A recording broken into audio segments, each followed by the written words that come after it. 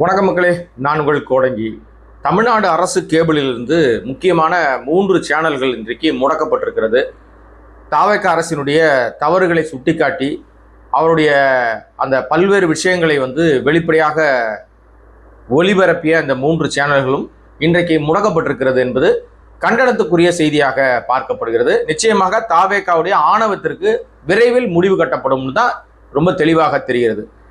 ஏன்னா இந்த அரசாங்கம், அதாவது விஜயனுடைய அரசாங்கம் பதவிக்கு வந்த நாளிலிருந்து இன்று வரை அவர்கள் பதவிக்கு வந்ததே ரீல்ஸ் மூலமாகத்தான், கவர்ச்சி மூலமாகத்தான். ஒன்றும் பெரிய தமிழ்நாட்டை புரட்டி போட்டு தமிழ்நாட்டு விஷயத்திற்காக இங்கேயும் குரல் கொடுத்தோ போராட்டம் நடத்தியோ ஆட்சியை பிடிக்கல. விஜய் என்கிற ஒரு நடிகருடைய பிம்பத்தை வைத்துக்கொண்டு அந்த முகமூடி அணிந்து கொண்டு நம்ம ரூட் மாஃபியா ஜெகதீஷ் மூலமாக, இன்ஸ்டாகிராம் மூலமாக ஏராளமான பொய் செய்திகளை பரப்பி அதன் மூலமாக ஆட்சி அதிகாரத்தை பிடித்திருக்கிறார். பிடிச்ச உடனே இதற்கு துணை போன சேனல்கள்னு ஒரு கூட்டம் இருக்கு. இந்த 24x7 மாதிரியே விஜய் வீட்டில இருந்து புறப்படுறதுக்கு முன்னாடியே, தேர்தலுக்கு முன்பாக நான் சொல்றேன், தேர்தலுக்கு முன்பாக அந்த நேரலை காட்டுற சேனல்கள்ல மிக குறிப்பிட்ட சேனல்களாக புதிய தலைமுறை, பாலிமர், 24x7 தமிழ் நியூஸ், தமிழ் ஜனமா அதை பண்ணல. இந்த சேனல்கள்லாம், இன்னும் சில சேனல்கள்லாம் பயங்கரமான ஜால்ரா சேனல்களாக இருந்தாங்க. ஒரு சேனல் 2 மணி நேரத்துக்கு மேலாக அந்த விஜய் வீட்டு கதவையே காமிச்சிட்டு இருந்தாங்க. அந்த சேனல் தான் முதன் முறையாக முடக்கப்படுச்சு. அதுதான் புதிய தலைமுறை. அவங்க ஏன் பத்திரிகையாளர் சந்திக்கலன்னு ஒரு கேள்வி கேட்டாங்க. கடந்த கால வரலாறை எடுத்து, ஜெயலலிதா டெல்லி போனா சந்திப்பாங்க, கலைஞர் அவர் டெல்லி போனா சந்திப்பாரு, ஸ்டாலின் போனா சந்திப்பாரு, எடப்பாடி போனா சந்திப்பாரு, ஓபிஎஸ் போனா சந்திப்பாரு, செய்தியாளர்களை பார்ப்பதற்கு பயமா அப்படின்னு ஒரு பெரிய செய்தி தொடரை அவர்கள் ஒளிபரப்பிய உடனே அன்றை மாலையே அந்த செய்தி ஊடகம் அரசு கேபிளிலிருந்து பின்னாலே தூக்கி போடப்பட்டது பெரும்பாலும் தெரியல. அப்புறம் கடுமையான கண்டனங்கள், பெரிய விஷயங்கள்லாம் வந்த பிறகு மீண்டும் அதனுடைய ஒளிபரப்பு பழைய நிலைமைக்கு வந்தது. இப்போது இன்றைக்கு 3 சேனல்கள் முடக்கப்பட்டிருக்கு. இந்த 3 சேனல்ல குறிப்பாக பாலிமர், 24x7 தமிழ், இந்த சேனல்கள், இந்த இரண்டுமே விஜய்க்காக சொம்படுத்திய சேனல்கள். விஜய்க்காக தேர்தல் காலகட்டங்களில் திமுகவை கடுமையாக அவர் சாடி இருந்த அந்த விஷயங்கள் எல்லாத்தையும் தேடி தேடி பிடிச்சி இவங்க அவருக்கு ஜால்ரா அடிக்கிற ஊடகங்களாக மெயின் ஸ்ட்ரீம் சேனல்கள் வேலை பார்த்துச்சு. எனக்கு தெரிஞ்ச தம்பிமார்கள் தான் அந்த இடத்துல கடுமையாக உழைத்தார்கள், வேலை பார்த்தாங்க. அதனுடைய வெளிப்பாடாக அந்த கடைசி நாள் பிரச்சாரம் முடிஞ்சு அவர் வீட்டுக்கு போனப்ப அங்க வீட்டில் கூப்பிட்டு எல்லாரையும் தனித்தனியா போட்டோ எடுத்தார். பேட்டி கொடுக்கல, தனித்தனியா போட்டோ எடுத்தார். அப்ப கூட என் தம்பிமார்கள்லாம் போயிட்டு விஜய் அவர் கட்டி பிடிச்சி போட்டாலும் எடுத்துக்கிட்டு பெரிய புலகாயுதம் அடைஞ்சாங்க. விஜய் எப்பேற்பட்ட மனிதர் தெரியுமா, சோசப் விஜய், எங்களை எப்படி அவர் அரவணைச்சார் தெரியுமாலாம் பேசினாங்க. அப்பயே சொன்ன, தம்பி அவன் தேவைக்கு உங்களை யூஸ் பண்றான் பாரு, அதிகாரம் வந்தவன உங்க கதை கந்தலாக போகுதுன்னு அன்றே நான் சொன்னேன் அவர்கள்ட்ட. இன்னைக்கு அது நிஜமாக நடந்திருக்கிறது. அவன் தேவைக்கு, விஜய் சோசப் விஜயுடைய தேவைக்கு பயன்படுத்தி கொண்டார். இன்றைக்கு அவர்கள் எதிர்கேள்வி கேட்கிறார்கள். இப்ப ஏன் பாலிமரம் முடக்கிறாங்க, ஏன் 24x தமிழ் சேனல்ல முடக்கிறாங்கன்னா, தேர்தல் ரிசல்ட் அன்னைக்கு இந்த 2 அலுவலகத்துல 24x7 சேனல் மட்டும் அந்த ஆபீஸே ஒரு ஹப் மாதிரி வேலை பார்த்து, ஒரு வார் ரூம் மாதிரி வேலை பார்த்து கொண்டாடுறாங்க ஜோசப் விஜய் வெற்றி பெற்றதை. அப்ப அவ்வளவு வேலை பார்த்திருக்காங்க. இன்ஸ்டால, எக்ஸ் தளத்துல, சேனல்கள்ல இப்படி ஏகப்பட்ட வீடியோக்களை போட்டு போட்டு போட்டு திமுக எதிரான பயங்கரமான பரப்புரையை மேற்கொண்டு, அதிமுக எதிரான பரப்புரையை மேற்கொண்டு அவங்க வேலை பார்க்கறதுக்கு ஏற்ற மாதிரி இவங்களும் பெரிய பணத்தை வாங்கிக்கிட்டு டெய்லி லட்சக்கணக்கில் பணம் இந்த நேரலை காட்டி காட்டி லட்சக்கணக்கில் வாங்கினாங்கல்ல. இப்ப சோசப் விஜய் அவர் அதிகாரத்தை காட்ட ஆரம்பிச்சார். காசு கொடுத்தாடா வேலை பார்த்தீங்க, நீங்க காசு முடிஞ்சு போச்சு இல்ல, இப்ப எப்படி எங்களுக்கு எதிராக பேசுவீங்கன்னு கேட்கறாங்க. இப்ப இந்த சேனல்கள் என்ன விஷயம் பண்ணாங்க, ஏன் இந்த சேனல் முடக்கப்பட்டுச்சு அப்படின்னு நீங்க யோசிச்சு பார்த்தீங்கன்னா, இந்த சேனல்கள்ல பெரும்பாலும் மின்வெட்டு பிரச்சனை அதிகமாக அந்த எல்லா காட்சிகளும் ஊடகங்கள்ல வெளியில வந்துட்டே இருக்கு. எங்கெல்லாம் மின்வெட்டு பிரச்சனையோ பாலிமர்ல வரும், எங்கெல்லாம் பிரச்சனையோ 24x7 வரும். லாட்டரி சீட்டை கண்டுபிடிச்சு விரட்டி 24x7 சேனல் வெளியிட்டது. திருட்டு லாட்டரி விற்கிறாங்க, அந்த ஊர்ல விற்கிறான், இந்த ஊர்ல விற்கிறான்னா வெளியிட்டாங்க. அப்ப கடந்த முறையே அவர் கடுமையான எச்சரிக்கை உள்ளாக்கப்படுது. அது தமிழ் ஜனம் அண்ணாமலை அவருடைய ஆசியால் தொடங்கப்பட்ட சேனல், அது பாஜகவுடைய சேனல். அங்க பெரும்பாலும் வலதுசாரி ஆதரவாளர்கள் விஷயங்கள் தான் அதிகமாக பேசப்படும். அந்த சேனலும் தாவேக ஆட்சியினுடைய நிர்வாக சீர்கேட்டை கடுமையாக எதிர்க்கிறது. கடுமையா சொல்லிட்டு இருக்காங்க. இவங்களை யார் எதிர்க்க, மோனோபோலியாக அதிகார மமதையில, மன்னராட்சி மனநிலையில இந்த ஆதவுக்குலாம் வந்து இப்ப எங்க போய் மூஞ்ச வச்சு பாருன்னு தெரியல. அவன்னா திமுக மன்னராட்சினாரு. இதுதான் என் மன்னராட்சி? நீ அமைச்சராகவே இருக்க, நீ அமைச்சரா? நீ இது மட்டும் பிரச்சனை இல்ல, அந்த இதுக்கு ஆதவ் மட்டும் காரணமாக இருக்க வாய்ப்பு இல்ல. இந்த ரூட் மாஃபியான ஒருத்தன் இருக்கான், என் தம்பி ஜெகதீஷ், அவனும் இதற்கு மிகப்பெரிய காரணமாக இருக்கான். ஏன்னா அவன் தான் இந்த ஊடகங்களை கம்ப்ளீட்டா டேக் ஓவர் பண்ணி யாரை எந்த இடத்துல வைக்கணும்னு முடிவு பண்ணது. இவனே வந்து எப்படி இருந்தான்னு தெரியுமா? ஒரு காலகட்டத்துல சும்மா ஒரு உதவியாளரா சுத்திட்டு இருந்தவன் இன்றைக்கு ஒரு மாநிலத்தையே கட்டுப்படுத்துற இடத்துல விஜயனுடைய பவர் சென்டரா, விஜய் சொன்னார் நான் தான் பவர், தனியா நான் இன்னொரு வீடியோ போடுறேன். பவர் சென்டரா எத்தனை பேர் இருக்காங்க, அவங்க என்னென்ன அட்ராசிட்டி பண்ணிட்டு இருக்காங்க, அதிகாரிகள் எவ்வளவு கொந்தளிச்சு போயிருக்காங்கன்றத நான் இன்னொரு வீடியோவாக போடுறேன். இப்ப இந்த ஊடகங்களை 3 ஊடகங்களை இன்றைக்கு அரசு கேபிள்ல இருந்து நீக்கி இருக்கிறாங்க. இதற்கு சொல்லப்பட்ட காரணம் எதுவுமே இல்லை, அதற்கு எந்தவித அடிப்படை முகாந்திரமும் கிடையாது. வேண்டும் என்றே திட்டமிட்டு இந்த ஊடகங்கள் மறைக்கப்பட்டிருக்குது. அதுக்கு காரணம் தாவேகா ஆட்சியுடைய லட்சணத்தை அவங்க வெளிப்படுத்துறது தான். உன்னை எதிர்கேள்வி கேட்டாலே ஊடகத்தை முடக்கிறன்னா நீ எப்பேற்பட்ட தில்லாலாம் கிடையாது இருப்ப? நீ நல்லவனா? நீ அயோக்கியம் தானே? அப்ப எந்த அடிப்படையில இந்த ஊடகங்கள் முடக்கப்பட்டிருக்குது? ஊடகத்துக்கு நான் வந்து ஊடக சுதந்திரம் இருக்கு அப்படின்னு பேசக்கூடியவர், ஊடகத்தையே சந்திக்க தைரியம் இல்லாத, துப்பு இல்லாத, ஆண்மை இல்லாத ஒரு பயந்தாங்கொள்ளி கோழை முதலமைச்சர் இன்றைக்கு 3 ஊடகத்தை முடக்கி வச்சிருக்கார். இது எல்லா கட்சிகளும் கண்டிக்கிறாங்க. எடப்பாடி சொல்றாரு சினிமா பாக்குற மாதிரி இருக்கு, சினிமாவில தான் இந்த மாதிரி விஷயங்கள்லாம் பண்ணுவாரு, அதையே அவரு இதுதான் ஜனநாயகமா, இதுதான் ஜனநாயகனா, நீதான் ஜனநாயகனா அப்படின்னு எடப்பாடி அவர்கள் கேள்வி எழுப்பியிருக்கார். கனிமொழி அவர்கள் கடுமையாக எதிர்ப்பு தெரிவிக்கிறாங்க. உதயநிதி ஸ்டாலின் கடுமையாக எதிர்ப்பு தெரிவிக்கிறார். எதிர்க்கட்சி தலைவராக இருக்கார், அவர் கடுமையான எதிர்ப்பை தெரிவிக்கிறார். இப்படி பல்வேறு மட்டங்களிலும் கடுமையான எதிர்ப்பு வருது. பாஜக மாநில தலைவர் நயினார் நாகேந்திரன் எதிர்ப்பு தெரிவிக்கிறாரு. ஆனால் வாய் திறக்க வேண்டிய அரசாங்கம், சோசப் விஜய் முதலமைச்சர் வாய் திறக்க மாட்டேங்கிறார். பேச வேண்டிய எல்லாத்துக்கும் பேசுவார். ஆதவ அர்ஜுனா என்கிற அந்த 6 அடி மனுஷன் வாயே திறக்க மாட்டார். இந்த விஷயத்துல 50 வருஷம் அனுபவம் வாய்ந்த செங்கோட்டையன் இப்படி ஜால்ராவா மாறி போவார்னு யாருமே எதிர்பார்க்கவே இல்லை. அநியாயத்துக்கு குனிறாருங்க. நம்ம ஜெயலலிதா இருக்கும் போது ஒரு மரியாதைக்காக குனிஞ்சாங்க பாருங்க, அதை விட சாஸ்திராங்கமா தரையிலே படுத்துக்கிறார் செங்கோட்டையன். அந்த மரியாதையே போச்சு. அங்க போனவனே அப்படியே மாறிடுவாங்க போல இருக்கு. வழக்கமா இந்த கும்பல் என்ன சொல்லுவாங்க, தற்குறி கும்பல் தானே சொல்லுவாங்க. அதை விட மோசமா ஏதாவது வார்த்தை இருக்கான்னு கண்டுபிடிங்க,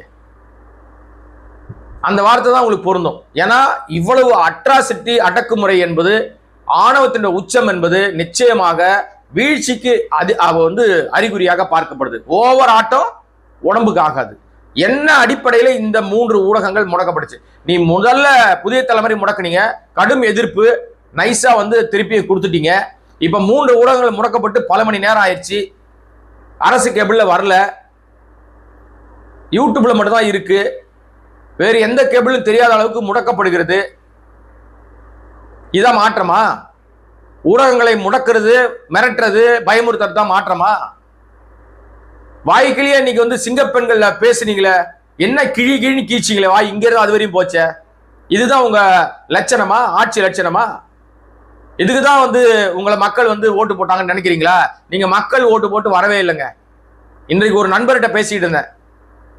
அவர் வந்து தொழில பல IAS அதிகாரிகளை சந்திக்கிறவர், மிகப்பெரிய தொழில் நிறுவனங்கள்ல முக்கியமான பதவியில் இருக்கிறவர்.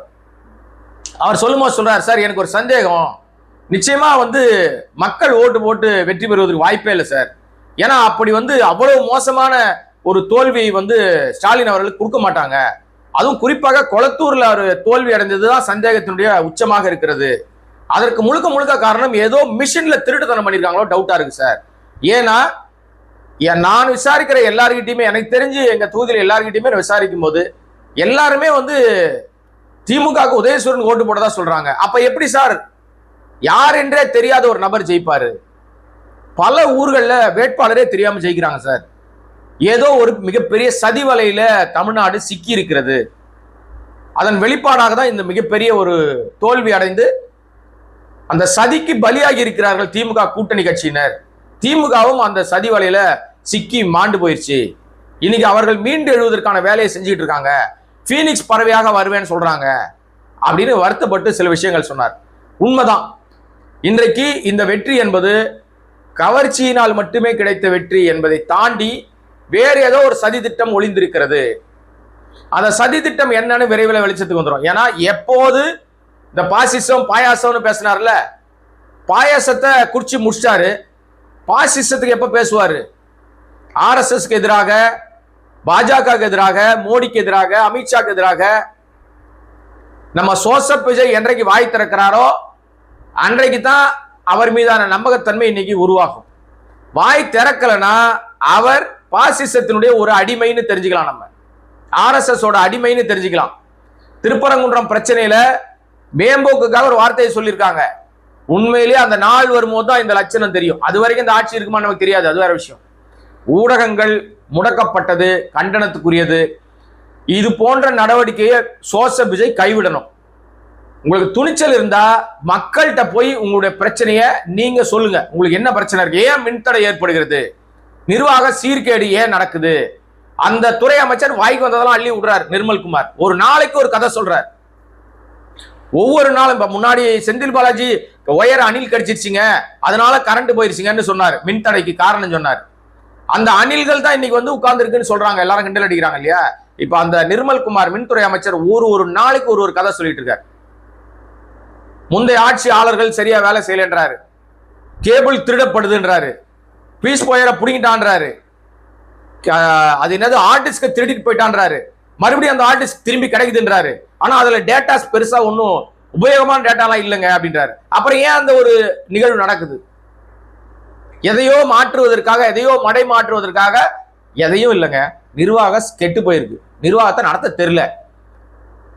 கை குழந்தை 2.5 வயசு குழந்தைக்கு என்ன தெரியும்? நடக்கவே தெரியாது குழந்தைக்கு. தட்டு தடுமாறி எழுந்திருக்க ட்ரை பண்ணது உழுது எல்லா இடத்துலயும். அது தாவேக்க ஆட்சியை சொல்றேன் நான்.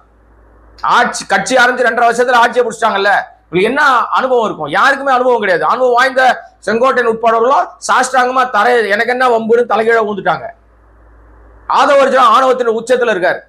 முதலமைச்சர் ஜோசப் விஜய் அதுக்கு மேல ஆணவத்தினுடைய உச்சத்துல இருக்கார்.